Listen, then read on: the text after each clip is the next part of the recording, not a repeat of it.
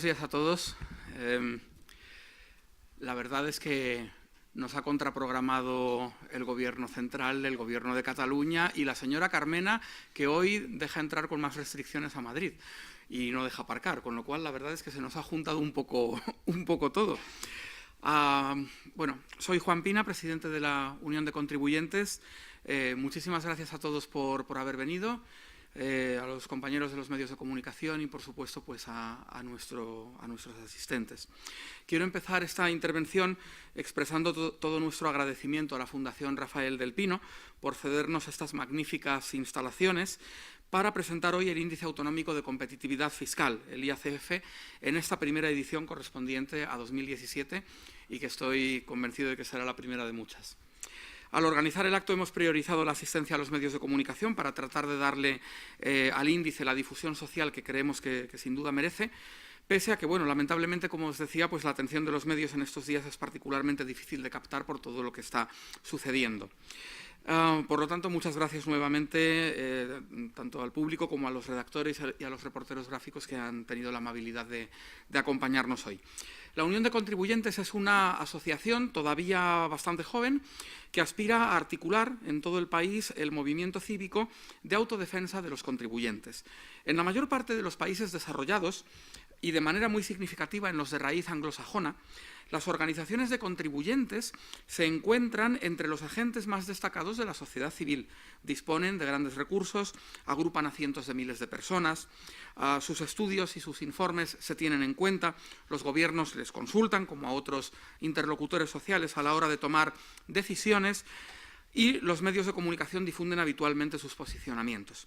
En España, como decía, históricamente hemos tenido un déficit casi total de organización y más aún incluso de autoconsciencia de los contribuyentes. Cuando fundamos la Unión de Contribuyentes había en el registro de asociaciones apenas una decena de entidades que llevaran de alguna manera el nombre contribuyentes y todas estaban o expiradas o eran de ámbito muy local. Es decir, no había nada. Tanto es así que incluso el dominio contribuyentes.es estaba libre y pudimos adquirirlo sin problemas, lo cual está muy bien, pero da una idea de hasta qué punto los contribuyentes españoles nunca habían tenido ni siquiera la intención de organizarse. Y por parte de la Administración, pues la Unión de Contribuyentes hasta ahora solo ha recibido menosprecio a la causa que defendemos. Ayer mismo, miércoles, el ministro Montoro respondió a una petición formal que habíamos formulado al presidente del Gobierno. Le habíamos pedido la declaración de un día oficial del contribuyente, como los que existen para reconocer a tantísimos otros colectivos sociales en nuestro país. La respuesta es que no va a haber un día del contribuyente porque los contribuyentes no son un grupo humano, un colectivo particular, porque todo el mundo tiene la obligación de pagar impuestos.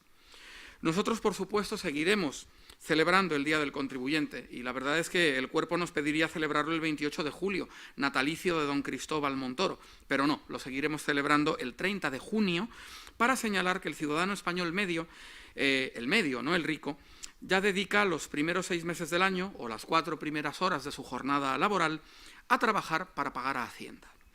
En España, por lo tanto, no ha habido cultura de lucha por los derechos del contribuyente. Las organizaciones asociativas que agrupan a muchos miles de personas suelen tener un marcado cariz colectivista e intervencionista y casi nunca reivindican para el ciudadano más libertad, menos injerencias estatales ni una mayor autonomía en la toma de sus decisiones y en la administración de sus ingresos o del producto de su esfuerzo. Al contrario, lo que suelen reivindicar es que se dé a determinado colectivo determinados bienes o servicios o ayudas o nuevos derechos positivos, que siempre, obviamente, deberán sufragar otros ciudadanos en una espiral sin fin a la vista. La pregunta es, ¿quién defiende a esos otros ciudadanos? ¿Quién defiende al contribuyente? Cuando el ciudadano medio de nuestro país ya debe destinar, como decía hace un momento, la mitad de su tiempo y de su esfuerzo laboral a pagar impuestos. ¿Quién defiende al contribuyente?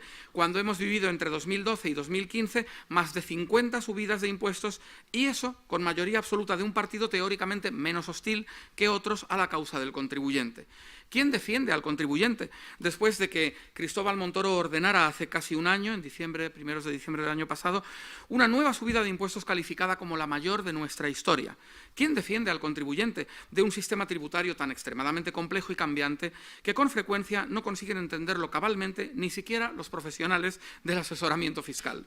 ¿Y quién defiende al contribuyente de la insensible frialdad, del desdén, y de la desconsideración, cuando no del abierto desprecio y del insoportable autoritarismo con el que, en demasiadas ocasiones, trata la hacienda pública a los ciudadanos. Algunos queremos articular esa defensa. Lo haremos desde la neutralidad política, pero con una clara visión pro libertad económica, y añadiría que en el caso de muchos de nosotros con un especial reconocimiento a la visión económica de la Escuela Austríaca de Economía.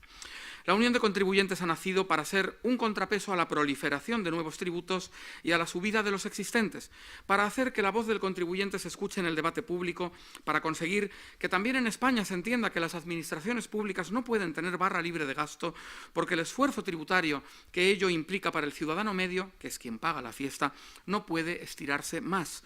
Los contribuyentes españoles están exhaustos y ya no dan más de sí. Nuestra tributación, contra lo que habitualmente se comenta dentro y fuera de nuestras fronteras, ya es una de las más elevadas de Europa, y la renta disponible que le queda al ciudadano medio ha menguado más allá de lo soportable. La asfixia fiscal que padecemos los españoles constituye una seria amenaza a la libertad económica y, por lo tanto, a la productividad y a la creación de empresas, de riqueza y de empleo. La Unión de Contribuyentes nace para combatir esa amenaza. Y en ese esfuerzo hago un llamamiento a la participación de todos aquellos que sienten la legítima necesidad de defender los derechos y los intereses de los contribuyentes. Es el momento de adherirse a la Unión de Contribuyentes, y esto puede hacerse sin coste en la web contribuyentes.es. Y es el momento también de apoyar materialmente a la organización, porque un movimiento cívico de ámbito nacional no es ni fácil ni barato de poner en marcha. Afortunadamente, contamos ya con una pequeña, una incipiente base de personas adheridas que se encamina al primer millar, y también con el apoyo de un puñado de donantes pioneros, algunos de los cuales están presentes y a quienes quiero aprovechar para agradecer nuevamente su esfuerzo y su apoyo. Pero el camino que tenemos por delante es muy largo y el esfuerzo que requiere es ingente. En ese esfuerzo contamos con algunos activos importantes. Uno de ellos es nuestra excelente directora, la economista Cristina Berequet, autora del índice que hoy nos va a presentar ella misma, y que personalmente espero que ayude en concreto a la causa de la competencia fiscal interna como estrategia para frenar cualquier intento de armonizar los impuestos, porque esas armonizaciones siempre suceden invariablemente al alza. La Unión Europea es un ejemplo clarísimo de la voracidad fiscal que se esconde detrás de toda pulsión unificadora de los regímenes fiscales, de sus autoridades y normativas y de los tipos. Y aquí en España el índice arroja luz sobre nuestra fiscalidad, y como no quiero hacer spoilers y será la autora quien nos cuente el informe, me quedaré con una única reflexión. ¿Cómo es posible que una comunidad autónoma tan industrializada, tan importante económicamente como es Cataluña, contribuyente neta al conjunto, aunque en menor medida que Madrid, pueda quedar penúltima en competitividad fiscal? ¿Cómo es posible? Pues porque la proliferación de impuestos adicionales es un lastre reciente que han aplicado en ejercicio de su política fiscal propia y que ha lastrado a esa comunidad autónoma hasta hundir sus posibilidades de competir fiscalmente con el resto, no ya de Europa, sino incluso dentro de España. En el sitio web de la Unión de Contribuyentes pueden encontrar ustedes otros informes de interés, muchos de ellos elaborados también por Cristina, sobre cuestiones, pues, por ejemplo, como la mochila austriaca o como el impuesto sobre el patrimonio. Y otro importante activo con el que contamos es haber sido reconocidos, homologados, como el capítulo español de la World Taxpayers Association. El contacto permanente con las principales asociaciones de contribuyentes de Europa y del resto del mundo nos ayuda mucho. Por último, también debo expresar nuestra gratitud a la Fundación para el Avance de la Libertad por todo su apoyo que, entre otras cosas, ha hecho posible el índice que hoy presentamos. Por ello, quiero ceder a continuación la palabra a Roxana Nicula, presidenta de la Fundación para el Avance de la Libertad. Muchas gracias, Juan. Buenos días a todos. En nombre de la Fundación para el Avance de la Libertad quiero unirme al agradecimiento que ha expresado Juan a la Fundación Rafael del Pino y particularmente a Beatriz Lobatón, directora de eventos de esta casa, y a Isabel Silla, que nos han brindado su buena disposición para este acto. La verdad es que es todo un lujo poder celebrar este acto en estas instalaciones. Es una institución tan prestigiosa y querida por todos nosotros y que tanto contribuye al debate público, a la articulación de la sociedad civil y, por lo tanto, a la causa de la libertad. La entidad que presido, la Fundación para el Avance de la Libertad, tiene un doble propósito. Por un lado, es un think tank, un centro de producción intelectual. Por otro, es una incubadora de organizaciones de activismo en la sociedad civil.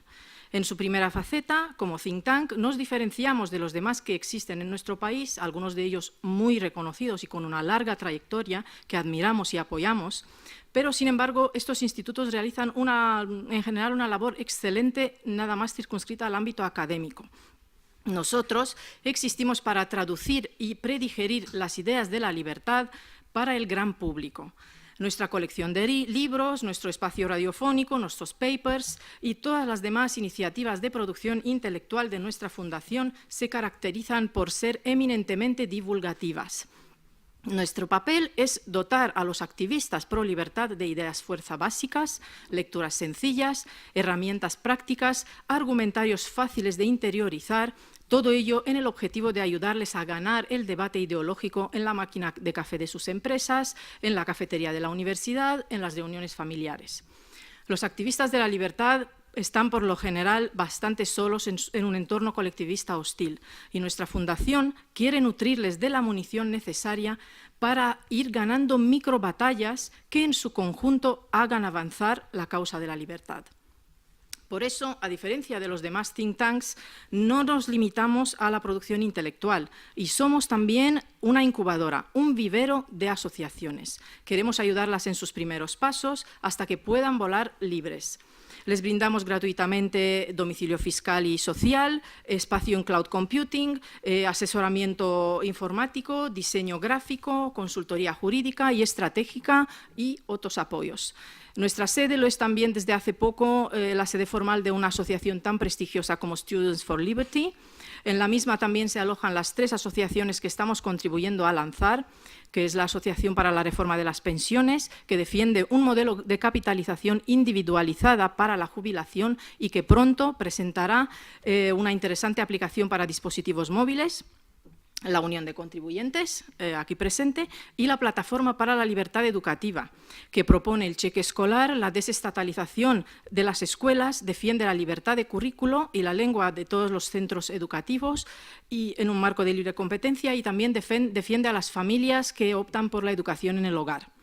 La Fundación continuará apoyando proyectos de nuevas asociaciones que trabajen en causas concretas dentro de la gran causa de la libertad. Hay diferentes embriones en marcha. Estamos orgullosos de ser miembros de la prestigiosa Atlas Network, que agrupa a casi 500 think tanks en todo el mundo. Gracias a esta red mundial hemos podido formar parte de nuestro equipo y acceder a la comunidad de donantes para poder apoyar, por ejemplo, con apoyo material y cofinanciar proyectos como el que hoy estamos presentando. El Índice Autonómico de Competitividad Fiscal, el IACF, es una magnífica iniciativa de unión de contribuyentes bajo el excelente trabajo y coordinación de su directora general, Cristina Berequet. El índice ha sido elaborado con el rigor académico y con la minuciosa atención al detalle que ya no nos sorprenden en Cristina, porque son su marca personal. Pero no por ello resultan menos relevantes en estos tiempos tan proclives a la superficialidad. El índice, como nos lo va a explicar ahora la directora de Unión de Contribuyentes, es la suma de varios subíndices que a su vez entrañan una importante complejidad técnica. Esta complejidad se ve aumentada por la necesidad de comparar realidades tributarias diversas, tanto forales como de régimen general, así como la especificidad de Canarias. Por todo ello, quiero agradecer a Cristina su esfuerzo, su saber hacer, su tiempo y paso a cederle la palabra, pero primero la presentaré para quienes no la conozcan. Cristina Berequet es máster en Economics and Finance por la Universidad de Navarra y licenciada en Ciencias Económicas. Lleva 15 años defendiendo en España las ideas del libre mercado de una sociedad fuerte e informada. En el pasado ejerció las funciones de jefa de investigación económica en varias instituciones académicas de reconocido prestigio. Es autora de diferentes informes especializados en materia económica y fiscal. Implementó en España la investigación y cálculos del Día de Liberación Fiscal para el conjunto del país y para cada comunidad autónoma, encargándose personalmente durante 8 años de su dirección para las diversas instituciones en las que desempeñó sus funciones a lo largo de su trayectoria académica.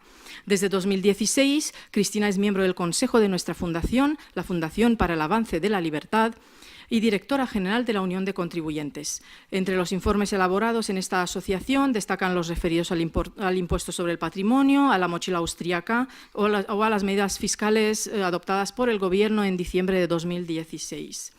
Muchísimas gracias. Cristina, tienes la palabra. Muchas gracias, Roxana. Muchas gracias, Juan, por la presentación y por el apoyo que estáis dando a la Unión de Contribuyentes. Y, bueno, Decía Will Rogers, que fue actor y humorista, que la única diferencia entre la muerte y los impuestos es que la muerte no empeora cada vez que se reúne el Congreso. Pues precisamente para que los impuestos no suban cada vez que se aprueban los presupuestos autonómicos en España, se ha creado el Índice Autonómico de Competitividad Fiscal.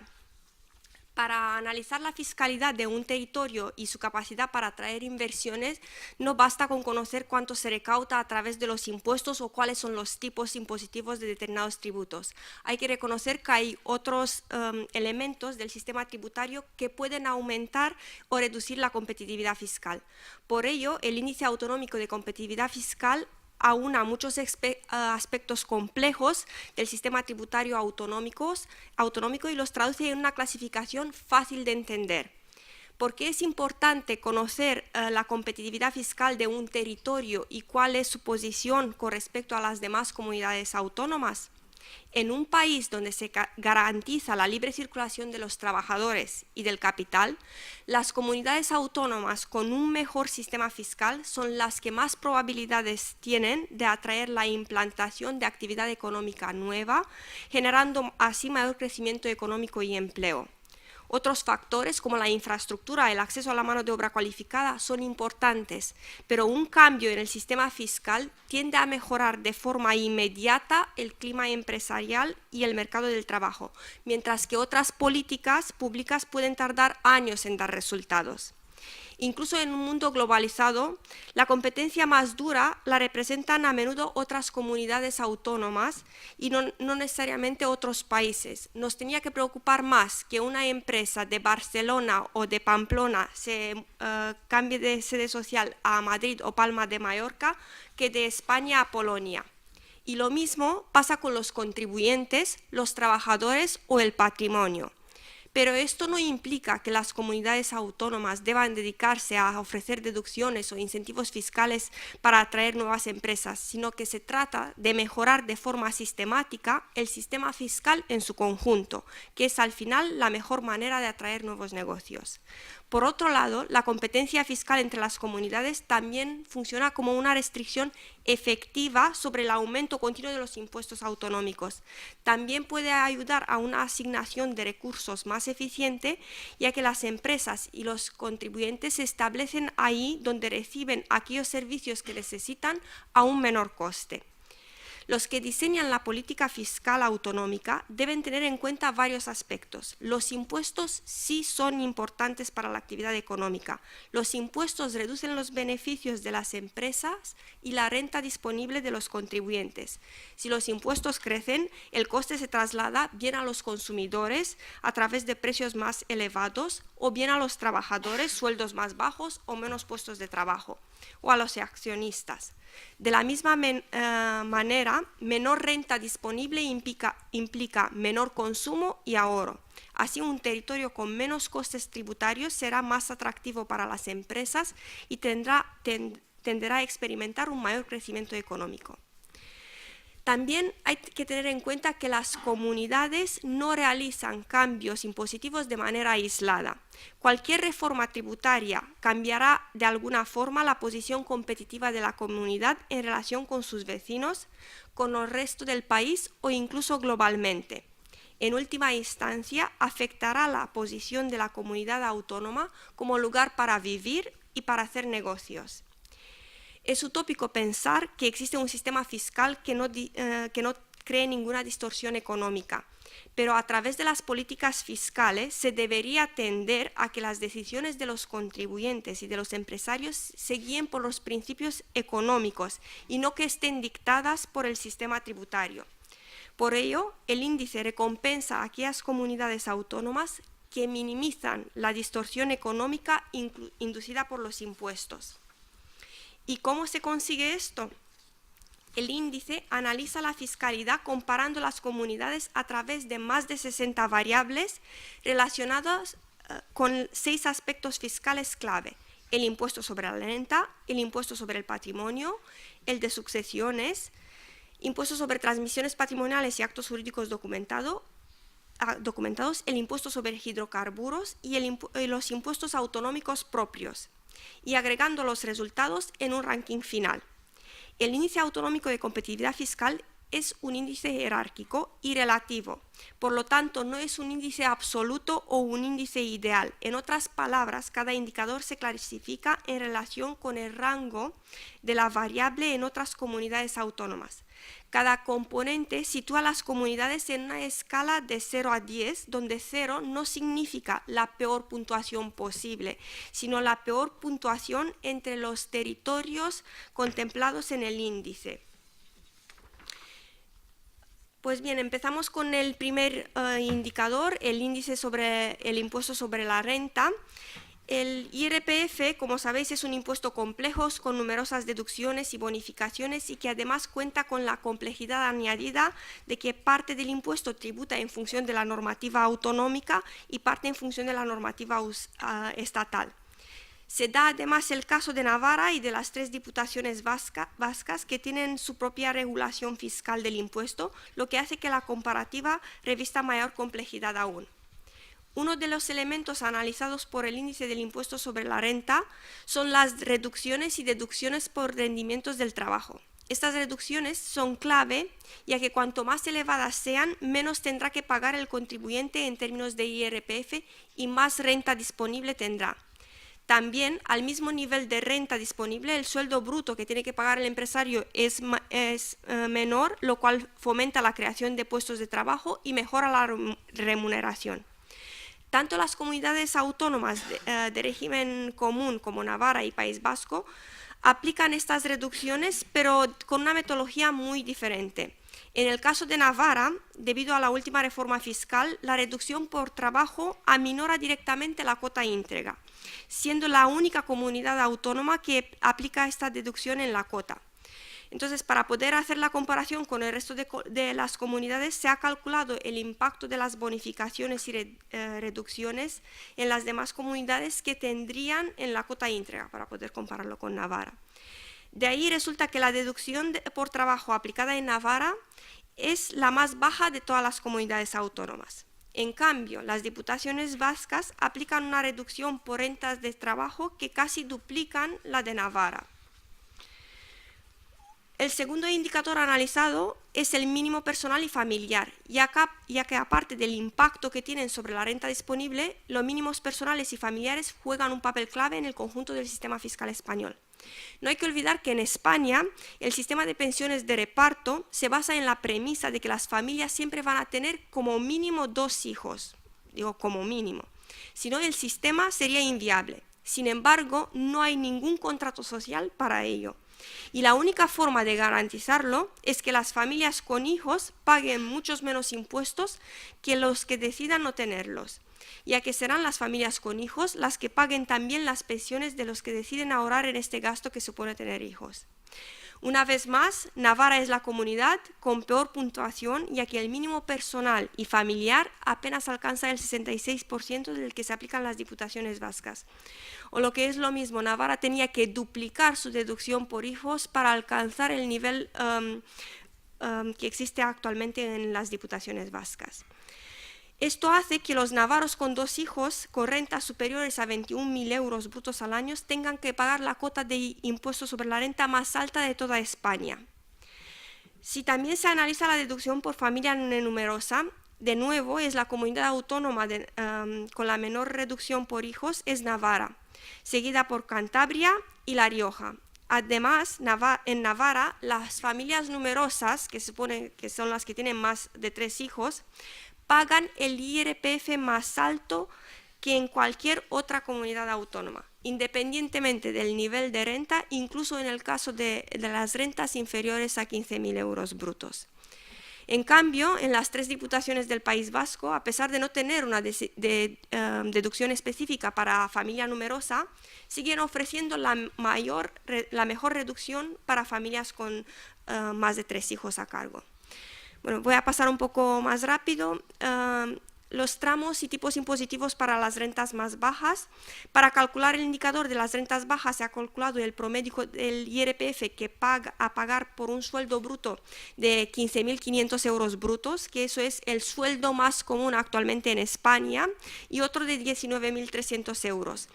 Los resultados revelan que donde más impuesto pagan las rentas bajas es en Cataluña, donde más impuestos pagan las rentas bajas es en Cataluña, Extremadura, Baleares, Aragón y Murcia, y donde menos en el País Vasco y Madrid. Para los tramos y tipos impositivos de las rentas medias de 24.400 euros brutos, Cataluña es la comunidad donde más impuestos paga el contribuyente con un sueldo medio, seguida por Navarra, y donde menos se paga es en Madrid, Galicia y Castilla-León. Para las medias altas de 45.000 euros brutos, a partir de ese nivel vemos que Navarra es ya la comunidad autónoma que más impuestos paga, seguida por Extremadura, Murcia, Aragón y Baleares, y donde menos se paga es en Madrid, Castilla-León y las 3 diputaciones vascas.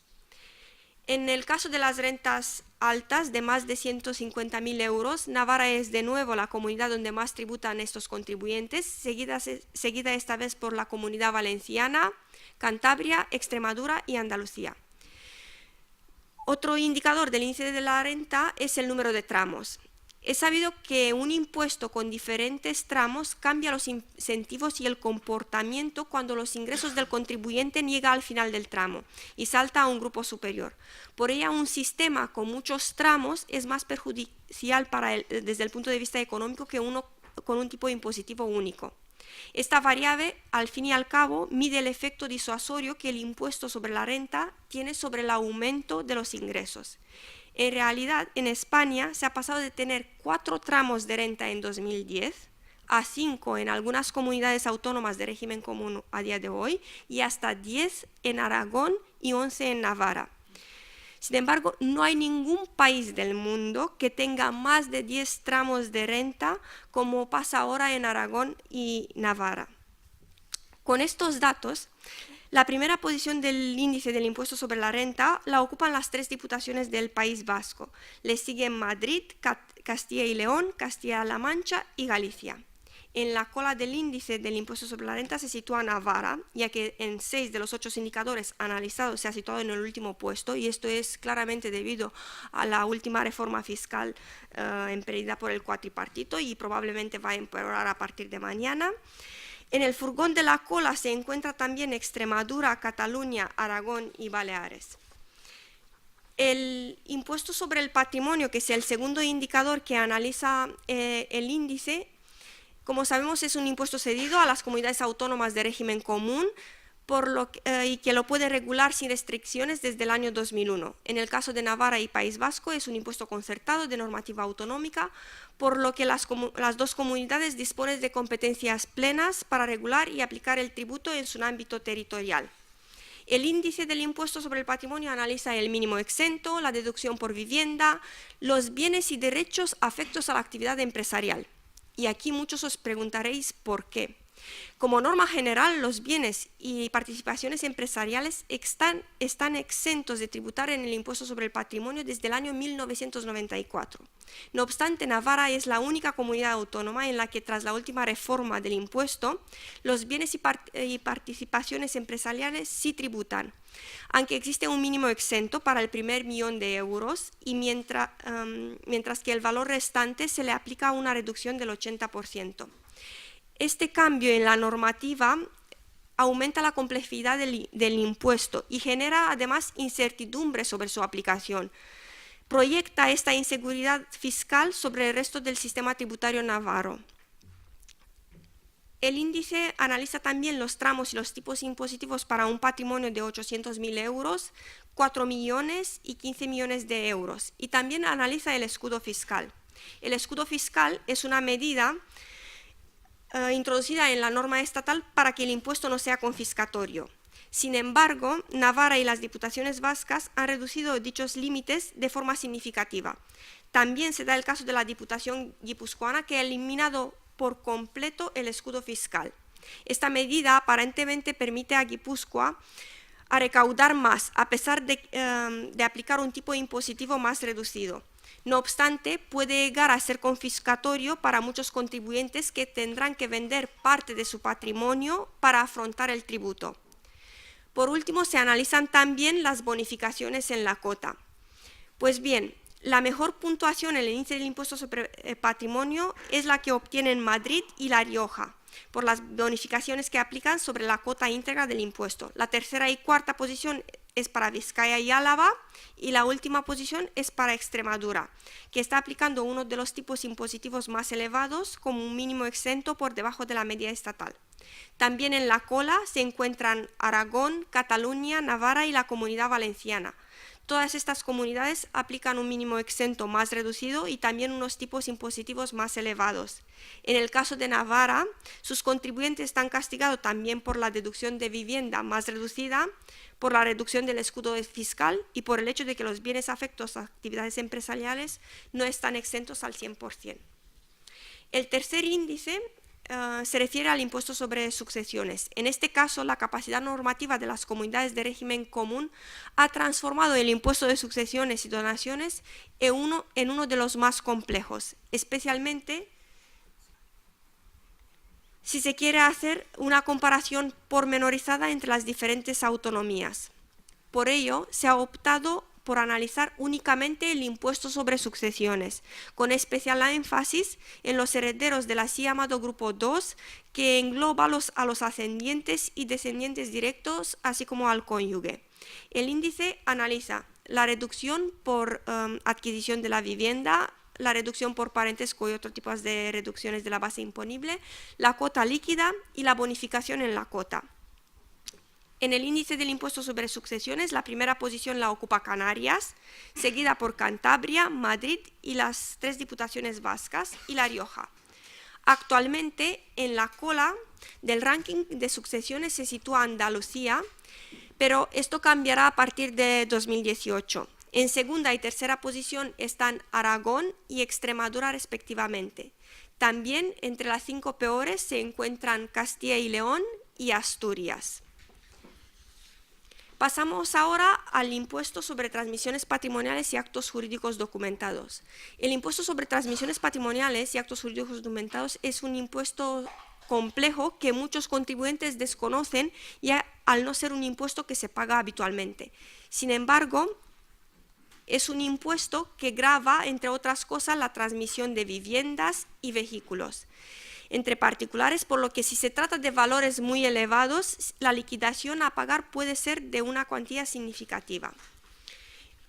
Pues bien, en el caso de los actos jurídicos documentados únicamente se ha analizado el tipo impositivo general, y en el caso de las transmisiones patrimoniales, como algunas comunidades autónomas están aplicando un impuesto progresivo, se ha optado por analizar la fiscalidad de la transmisión de una vivienda no habitual con diferentes valores patrimoniales. Pues bien, con estos datos, el primer puesto de ranking del índice conjunto de transmisiones patrimoniales y actos jurídicos documentados lo ocupa Navarra. También entre las mejor valoradas se encuentran Madrid, los territorios vascos y Canarias. En el otro extremo del ranking se encuentra Galicia, la Comunidad Valenciana y Cataluña, seguidas por las dos Castillas. También se analiza el índice sobre los impuestos especiales sobre la venta de hidrocarburos. Es necesario mencionar que la gasolina representa un gran gasto no solo para las personas que utilizan un vehículo particular, sino también para la mayoría de las empresas, por lo que las comunidades que gravan una cuota adicional sobre la estatal tienen un clima fiscal menos competitivo. Además, el impuesto sobre la venta de hidrocarburos forma parte de la base sobre la cual se aplica posteriormente el IVA, el impuesto sobre el valor añadido, de modo que la introducción de este impuesto incrementa el precio final a pagar por el consumidor por partida doble, a través del propio impuesto y a través del IVA. Por ello, muchas comunidades, si bien han hecho, han optado por no aplicar este impuesto autonómico, ya que una bajada del consumo de este tipo de productos se traduciría en una drástica caída de la recaudación por IVA, que en cambio no compensaría la recaudación realizada mediante este tributo. Las comunidades que encabezan el ranking son las 6 que no aplican el impuesto autonómico, si son País Vasco, Cantabria, Canarias, Castilla y León, La Rioja y Navarra, que lo eliminó el año pasado. Pues la Constitución española también permite a las comunidades de régimen común establecer sus propios impuestos autonómicos. Y de ahí el último índice, el de los impuestos propios autonómicos. Muchas comunidades autónomas han visto en estos impuestos una vía para incrementar sus ingresos y por ello han estado creando nuevos tributos cada año, haciendo cada vez más complejo el sistema fiscal autonómico. Sin embargo, numerosos estudios muestran que la capacidad recaudatoria de todos estos nuevos tributos es muy limitada. Además, estos impuestos autonómicos generan una carga burocrática para las empresas que no compensa su poder recaudatorio. Por ello, el número de impuestos propios que las comunidades autónomas han creado en los últimos años es un buen indicador de la carga impositiva y burocrática que estos impuestos añaden al ya complejo sistema fiscal estatal y autonómico. La peor puntuación en el índice del impuestos propios era, como se esperaba, la recibe Cataluña, ya que cuenta con el doble de impuestos que las demás comunidades autónomas, 13 a día de hoy, más 2 que entrarán en vigor a partir de 1 de enero de 2018. También en la cola del ranking se encuentra la región de Murcia y Andalucía, las dos con 6 impuestos propios, seguidas por Asturias y Galicia con 5.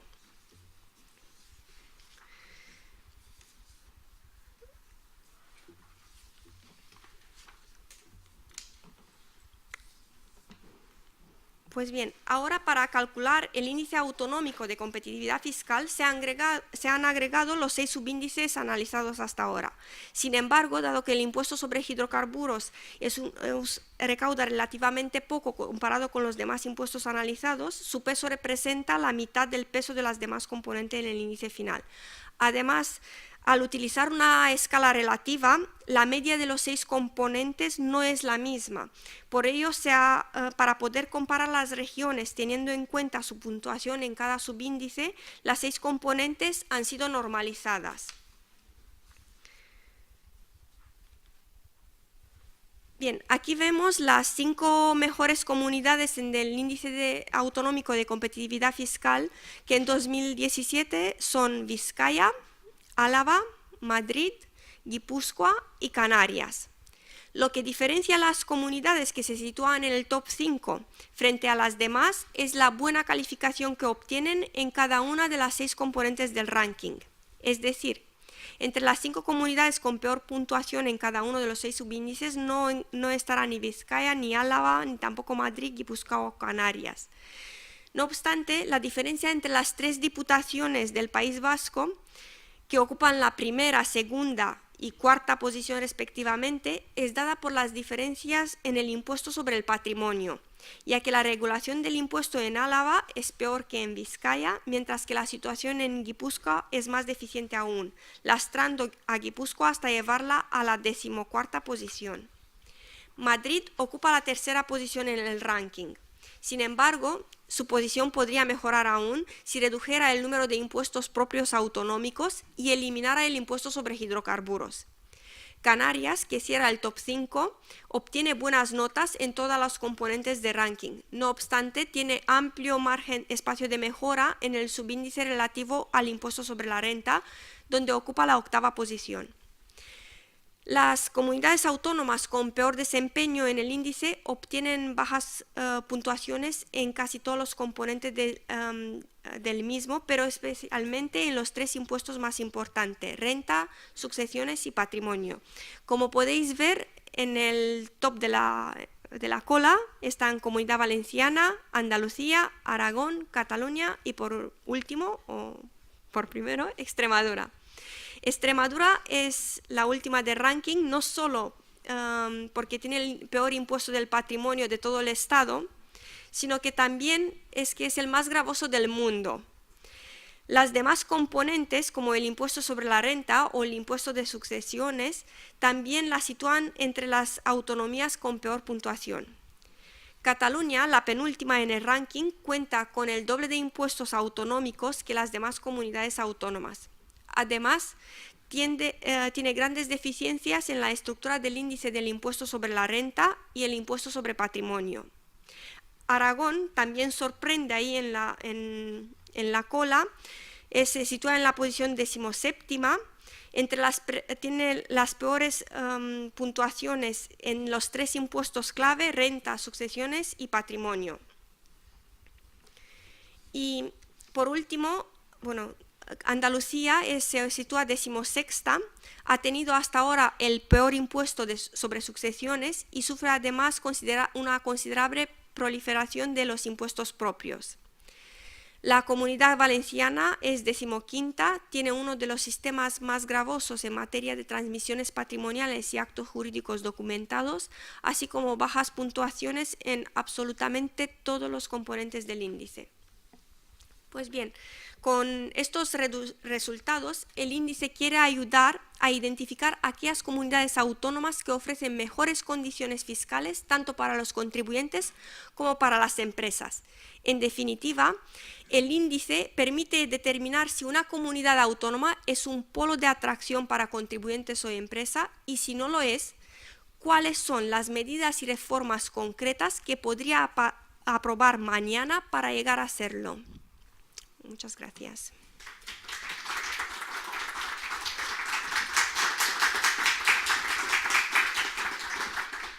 Muchas gracias, Cristina. Si puedes. Gracias por tu exposición. Vamos a proceder al coloquio, pero voy a rogar que en primer lugar sean los redactores de diferentes medios de comunicación quienes, si tienen alguna pregunta que realizar, pues vamos a darles prioridad, lógicamente. Sí, allí al fondo, por favor.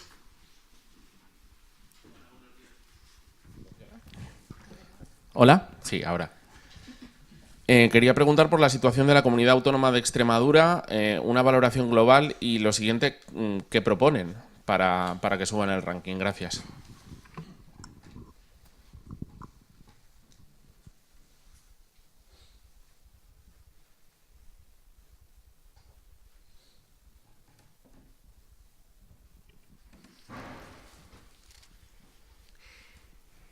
Vale. Extremadura, pues como ya has visto, es la última del ranking y tiene el peor impuesto sobre el patrimonio, como ya he mencionado. Además, hemos hecho otro estudio sobre el impuesto sobre el patrimonio que muestra que Extremadura tiene el tipo más elevado de todo el mundo. Duplica el tipo del impuesto sobre el patrimonio aplicado en Francia. Además, creo que se acaba de anunciar que el impuesto sobre el patrimonio en Francia va a ser reducido. Los demás componentes donde Extremadura podría mejorar, pues casi en todas, ¿no? Como ya he mencionado, el índice sobre el impuesto sobre la renta tiene una pésima estructura con tipos impositivos muy elevados. El impuesto sobre el patrimonio es el peor. El impuesto sobre sucesiones y donaciones también pues ocupa la 17ª posición, con lo cual ahí tiene también mucho trabajo en introducir bonificaciones en la cota o reducir drásticamente los tipos impositivos. Impuestos y transmisiones patrimoniales y actos jurídicos documentados ocupa la posición número 13 en el ranking y vamos, es que tiene que mejorar absolutamente en todos los indicadores. Creo que Extremadura en los últimos años ha empeorado su régimen fiscal comparado con la norma estatal, por así decirlo, muchísimo, y esto se ha visto pues esto como un castigo no solo sobre las rentas más altas, sino también sobre los trabajadores de rentas medias y bajas. Sí, ¿alguna pregunta más, por favor, sobre todo de los medios? Creo que Agencia F. Adelante. Sí, puede ser. Quería una valoración sobre la situación fiscal que tiene Cataluña, que es una de las más bajas. Sobre todo esa frase que usted dijo antes de que debería de preocuparnos más que las empresas se marchen a otra comunidad, casi que al extranjero. ¿Y cómo cree que puede influir esta situación política en el futuro, ¿no? A nivel fiscal? Bueno, Cataluña lleva tiempo mostrando cuál es su política fiscal, ¿no? La de imponer los tipos impositivos más altos, tanto en renta como en patrimonio, como en sucesiones y donaciones. Además, es la comunidad autónoma que más impuestos autonómicos ha creado. Este año ha creado 2 y de hecho 4, pero 2 se van a implementar a partir de enero de 2018, con lo cual creo que Cataluña está dejando muy claro cuál va a ser su política fiscal. Vamos, que no va a cambiar su trayectoria una vez que declare la independencia. Bueno, sabemos que no va a ser posible, pero bueno, creo que está marcando muy claramente cuál es el camino que van a tener que soportar los empresarios y los contribuyentes de Cataluña. No sé si Juan quiere completar algo aquí. Me gustaría añadir, bueno, pues como un poco como valoración también de la Unión de Contribuyentes respecto de esa comunidad autónoma en concreto, una reflexión, que es, bueno, estamos viendo como las mejores posiciones del índice las ocupan las 3 diputaciones vascas. Navarra, lamentablemente, pese a tener también un concierto económico, pues no está en la cabeza donde quizá debería por las malas políticas fiscales aplicadas por el cuatripartito de izquierda en estos últimos tiempos, pero a pesar de ello sigue estando bastante alta. Y seguramente en el caso de Cataluña, lo que entiendo yo que los políticos locales han querido hacer es compensar la falta de concierto económico con una proliferación absolutamente desmedida y empobrecedora de impuestos propios autonómicos. Y el resultado pues está a la vista.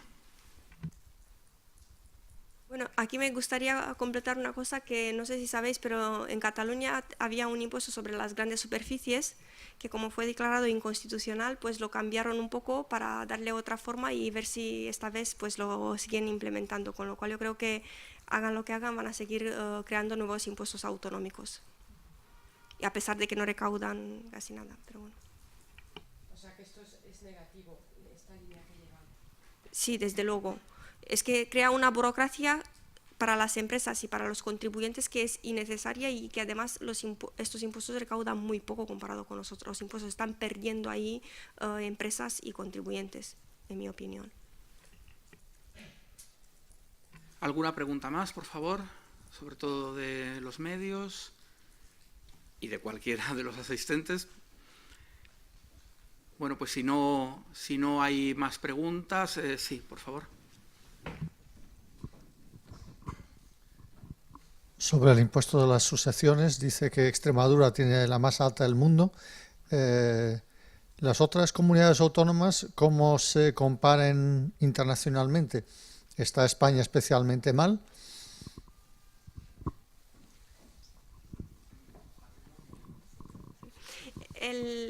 Extremadura tenía la peor posición en patrimonio, no en sucesiones y donaciones.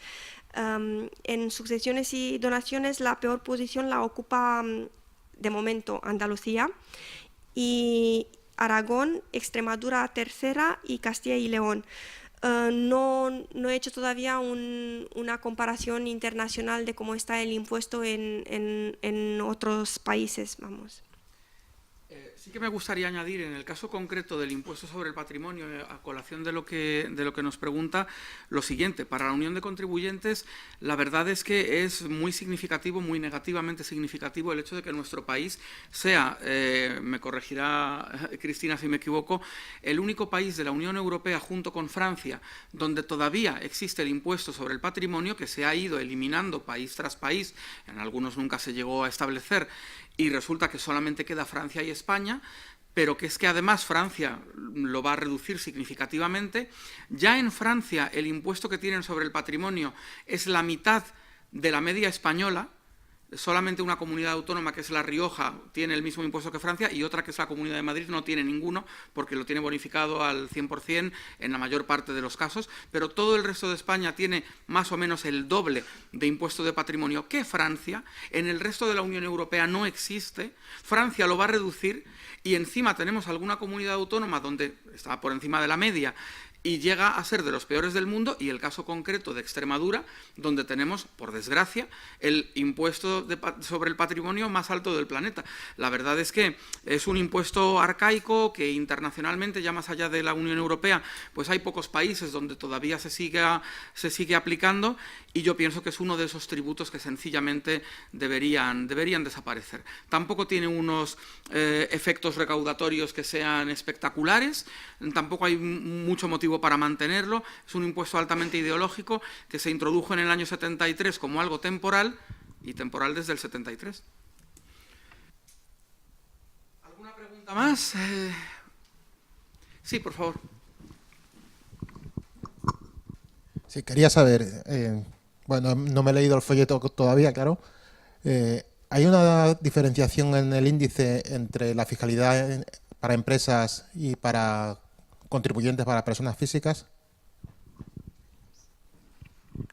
No, el impuesto analiza los impuestos autonómicos, ¿no? El IRPF, patrimonio, sucesiones y donaciones. Pues como he mencionado, por ejemplo, en el caso de Navarra, el patrimonio sí que tributa el patrimonio empresarial, por así decirlo, que es una cosa, vamos, única, sí, y además sorprendente, con lo cual no sabemos qué es lo que va a suceder al día de mañana.